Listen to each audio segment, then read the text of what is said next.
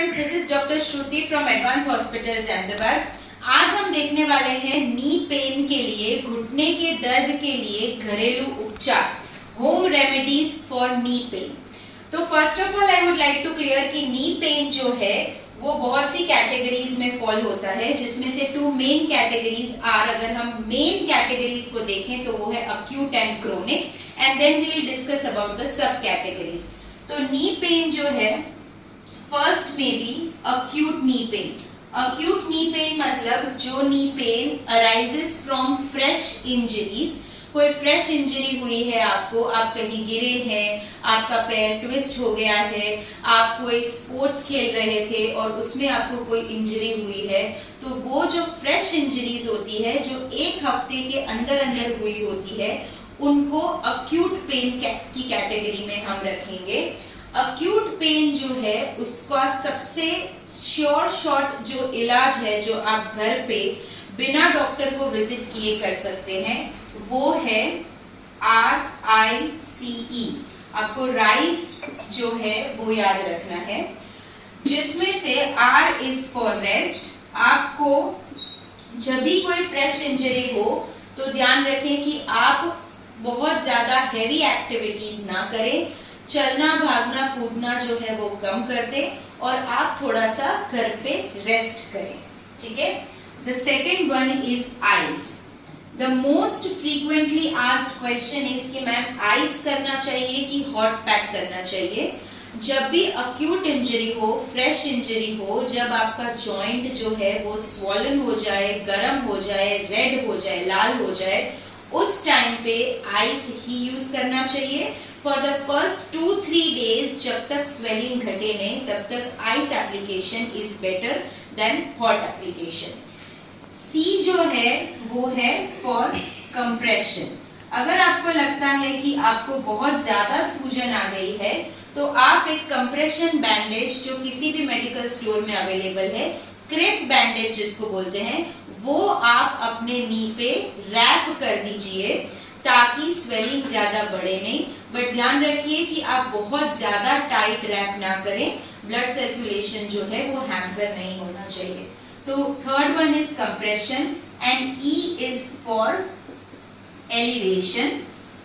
तो आप जब भी लेटे हुए हैं बेड पे, तो आप अपना फुट जो है, आपका नी, आपका लेग जो है वो 2-3 पिल्लो पे एलिवेट करके सोएं। So these are the rice is the basis of the remedy for acute injuries of any joint, and ये मैंने आपको बताया knee pain के लिए specially. Now we will discuss about chronic injuries, chronic pain। Chronic pain की category में बहुत सारे केसेस आ सकते हैं, जिसकी सब कैटेगरीज है। आप ले सकते हैं मेनिस्कल इंजरीज, आपके घुटने की गद्दी में कोई पुरानी इंजरी है वो हो गया। लिगामेंट इंजरीज, आपके घुटने के लिगामेंट में कोई इंजरी है, posterior cruciate ligament, anterior cruciate ligament etcetera. And the most common knee pain which arises is due to osteoarthritis, that is घुटने का घिसारा, which is also followed by meniscus injuries। अगर आपके मेनिस्कस में injury है, अगर आपके घुटने की गद्दी जो है वो फट गई है, तो उसकी वजह से भी आपको घुटने का घिसारा शुरू हो सकता है। It is a normal wear and tear of knee joint. Osteoarthritis is degeneration, घुटने का घिसारा in layman term। So अगर आपको इनमें से कोई इंजरीज है जिससे आप बहुत टाइम से सफर कर रहे हैं, तो उसके लिए आप कोई सर्जरी जो है वो डिले कर रहे हैं, और तब तक आपको क्या करना चाहिए, या तो फिर आपको सर्जरी एडवाइज ही नहीं की गई है और आपको होम रेमेडीज फॉलो करने के लिए बोला है, फिर भी आपको पेन मैनेजमेंट चाहिए, तो उसके लिए क्या करना चाहिए। First of all, the most important thing is exercise. आपके नी के किसी भी पोर्शन में इंजरी क्यों ना हो, अगर आप एक्सरसाइज करके अपने मसल्स को, नी के मसल्स को, थाई के मसल्स को स्ट्रॉन्ग रखते हैं तो आपको पेन का सेंसेशन भी कम रहेगा और आपकी डेली एक्टिविटीज करने में आपको इतनी दिक्कत नहीं आएगी. So the muscular strength can sometimes combat the injuries, right? So exercise में first I would recommend is you go to a registered physiotherapist for proper knee exercises. घुटने की एक्सरसाइजेस के लिए आप एक फिजियोथेरेपिस्ट के पास जाएं. वहां पे आप इलेक्ट्रोथेरेपी भी ले सकते हैं. इलेक्ट्रोथेरेपी मतलब जहां पे आपको इलेक्ट्रिक शेक देते हैं, करंट्स देते हैं, जिसे IFT कहते हैं, TENS, diathermy, ultrasound, laser, IR, infrareds. तो electrotherapy in physiotherapy plus knee strengthening exercises, alright, plus knee strengthening exercises. So this is the first and foremost remedy. आप फिजियोथेरेपी सीख के फिर घर पे भी आप वही एक्सरसाइजेस कर सकते हैं. फिजियोथेरेपिस्ट के पास फॉरएवर जाने की जरूरत नहीं रहती है. सेकेंड जो रेमेडी है, first is exercise. Second remedy that you can do is, आप किसी भी तरह का, यहाँ पे हॉट और cold pack both are allowed. जब अक्यूट इंजरी हो तो cold pack is mostly recommended, but जब क्रोनिक इंजरी है, बहुत टाइम से आप सफर कर रहे हैं किसी पेन से, तो आप गर्म पानी का शेक या heat bag, heating bag, cold pack, आप आइस को किसी टॉवल में रैप करके hot and cold pack both alternatively आप कर सकते हैं, जिससे आपको ठीक लगे. यहाँ पर दिस इज सब्जेक्टिव, आपको जिससे अच्छा लगता है आप ये कर सकते हैं. ऑल्सो एक्सरसाइज में I would also like to add third thing. अगर आप फिजियोथेरेपी ऑलरेडी कर रहे हैं, फिर भी अगर आपको पेन में या मस्कुलर स्ट्रेंथ जो है फील नहीं हो रही है, आपको पेन में इतना अच्छा नहीं लग रहा है, तो एक लेवल आगे बढ़ के आप लाइट एक्सरसाइजेस जैसे कि साइकिलिंग और योगा और से स्विमिंग एटसेट्रा आप शुरू कर सकते हैं. Also you can go for gymming. Sometimes आप जिम भी आपके लिए रिकमेंडेड होता है. इसके लिए आप अपने ऑर्थोपेडिक सर्जन से या फिजियोथेरेपिस्ट से बात कर लें. जिमिंग जो है it is also one type of knee strengthening, या मतलब मसल स्ट्रेंथनिंग. तो नी स्ट्रेंथनिंग आप जिम में जाके भी मशीन्स से भी कर सकते हैं.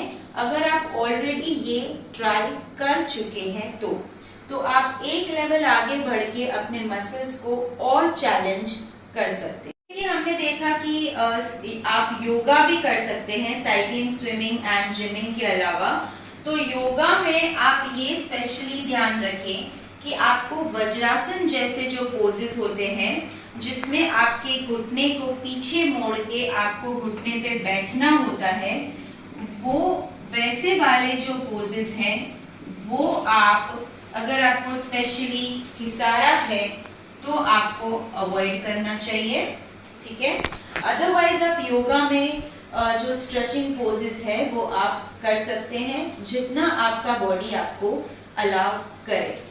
One more frequently asked question is कि अगर मुझे नी पेन है तो मैं वॉकिंग कितना कर सकती हूँ. Walking is again subjective. आपकी एज पे भी डिपेंड करता है और आपके मसल स्ट्रेंथ पे भी डिपेंड करता है.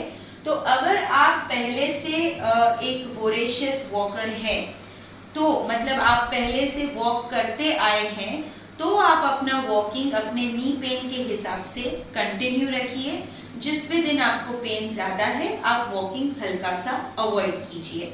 अगर आप वॉकर नहीं है, अगर आपने वॉक कभी नहीं किया है और जस्ट बिकॉज ऑफ इंजरी या पेन आप वॉकिंग शुरू करना चाहते हैं, तो आपको 10 मिनट से 15 मिनट से स्टार्ट करना चाहिए और ग्रेजुअली आपको आपकी वॉकिंग कैपेसिटी जो है वो बढ़ानी चाहिए। Excessive walking just for the sake of weight loss, बहुत ज्यादा वॉकिंग करना all of a sudden is also not recommended. वो भी आपको अगेन ऑस्टियोआर्थराइटिस के ट्रैप में यू विल फॉल, वो आपको घिसारे की तरफ ही ले जाएगा। सो वॉकिंग आपको खुद को जज करना है कि आपका बॉडी कितना ले पाएगा। And weight management, weight management is very important for again people with chronic injuries. Why? Because जितना आपका weight जो है वो बढ़ता जाएगा, वो weight mostly it comes on the lower body, knees और ankles पे ही वजन आता है, तो आपको अपना weight जो है वो कंट्रोल में रखना चाहिए। जो है वो आप प्रॉपर एक्सरसाइज और डाइट के साथ आप वेट को मैनेज कर सकते हैं। प्रॉपर रजिस्टर्ड डाइटिशियन के पास आप एक अच्छा सा डाइट चार्ट बनवा के एंड लाइट एक्सरसाइजेस जैसे कि पहले मैंने आपको बताया साइकिलिंग, योगा, स्विमिंग एक्सेट्रा से, और अगर आपको पेन में अच्छा है, पेन मैनेज्ड है आपका, तो आप एक्सरसाइज का लेवल धीरे धीरे बढ़ा के हल्की सी फिटनेस एक्टिविटीज से स्टार्ट करके आपके पेन को मैनेज करते हुए आप अपना वेट मैनेज कर सकते हैं। Also you should avoid constipation. Constipation weight management के साथ आप अवॉइड कीजिए। कोई भी इन जनरल आपको जो है वो गट हेल्थ जो है, आपके गट की हेल्थ, डाइजेस्टिव हेल्थ जो है वो आपको ध्यान में रखनी चाहिए। That should be always good, क्योंकि digestion problems also lead to so many types of pain in the body. So that is one thing in the weight management thing. And also the last thing is, बहुत सारे frequently asked questions हैं कि massage कर सकते हैं कि नहीं, acupuncture therapy ले सकते हैं कि नहीं, कपिंग थेरेपी जो है वो कर सकते हैं कि नहीं। तो yes, you can go for this. आप massage, acupuncture, cupping etcetera try कर सकते हैं। नीडलिंग जो है, उन चीज़ों से अगर आपको फर्क लगता है तो आप ये ट्राई कर सकते हैं। Again this is subjective, but ये ध्यान रखिए कि आप ये सारी चीज़ें किसी स्पेशलिस्ट के पास ही करवाएं। सो these were the home remedies for knee pain. I hope this helps. Thank you very much.